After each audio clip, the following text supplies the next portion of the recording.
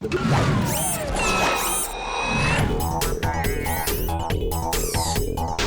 back to It Ain't Rocket Science. I'm Adam Balkin. Now, there's no need to Google contestants at Google Science Fair 2012 because our Daisy Gonzalez is set now to take you to Google headquarters. Thousands of students ages 13 through 18 from more than 100 countries entered to compete in Google's Science Fair, but only 15 finalists were able to showcase their work to a panel of judges. There were several criteria that we were looking for here. One is originality, another one is what the impact of the work might be, assuming it would be successful. This year's $50,000 grand prize winner was high school senior Brittany Wanger, who wrote a computer program to help doctors diagnose breast cancer less invasively.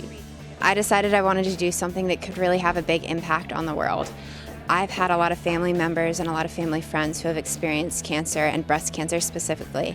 So it's something that I'm very passionate about, being able to intertwine computer science and medical research because there's a lot of potential there. As part of her grand prize, Wagner will also have the chance to visit the Galapagos Islands and further her research studies at Google. Although there was only one winner, judges say each contestant brought a unique element to the competition. As an engineer, you have a responsibility to try to do things that have meaning to the world, to the planet, to the people around you.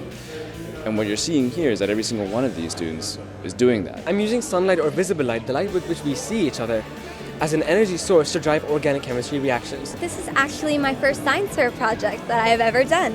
So it's just amazing to have gotten to this point with just this project. For the first time, students also competed to win the Scientific American Science in Action Award, which recognizes a project that addresses a social, environmental, or health issue in a political way. The winners were two brothers who traveled all the way from Swaziland to compete.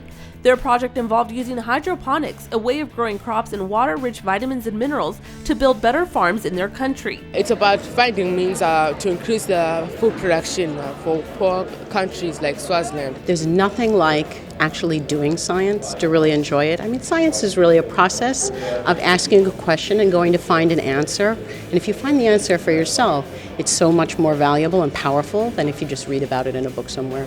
It was the first time they left their home village in Africa, and they walked away with a $50,000 prize along with a year of mentoring to continue their work. For a complete look at the contestants' projects, log on to google.com/sciencefair. In Mountain View, California, I'm Daisy Gonzalez for It Ain't Rocket Science. He plays Sheldon Cooper, a nerdy physicist on the wildly popular TV show The Big Bang Theory, but the actor wasn't always Hollywood-bound. Our Frank DeLella talked with Jim Parsons about his earliest science ambitions and how The Big Bang Theory is actually more physics than physical comedy. Hey, what's Sheldon supposed to be? Oh, he's the Doppler effect. Yes.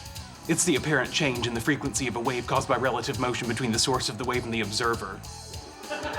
He may play a physicist on the hit television show The Big Bang Theory, but dig beneath the surface and you'll find that two-time Emmy Award winner Jim Parsons, like his character Sheldon, has an appreciation for the intricate world of science. Bazinga! The Texas native who shot to fame with the sitcom back in 2007 says before committing to a career in the performing arts, he toyed with becoming a meteorologist. Hurricane Alicia came on shore right at Galveston and came through Houston, and I was fascinated by it. And I thought, I had always wanted to be an actor, but at that point I thought, well, I want to rather be a meteorologist. While Parsons eventually chose to pursue a career in the spotlight, he says playing the role of Sheldon is an interesting synthesis of science and entertainment. Basing a show, so much of it on science, and physics in particular for us, but science in general for the whole thing, you have endless possibilities of where you can go. That gives you 2 hours and 15 minutes for that dense molecular cloud of Aramis to dissipate.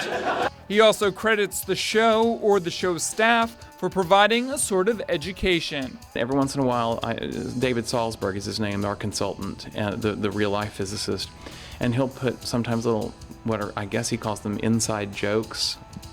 It's things like A and B equals something to squared, and that's funny to somebody. And as for his overall take on the series, he says it's a tribute to scientists around the world. Most importantly, though, we've felt from the very beginning, and I know the writers and producers have from the beginning, this is a celebration of these people.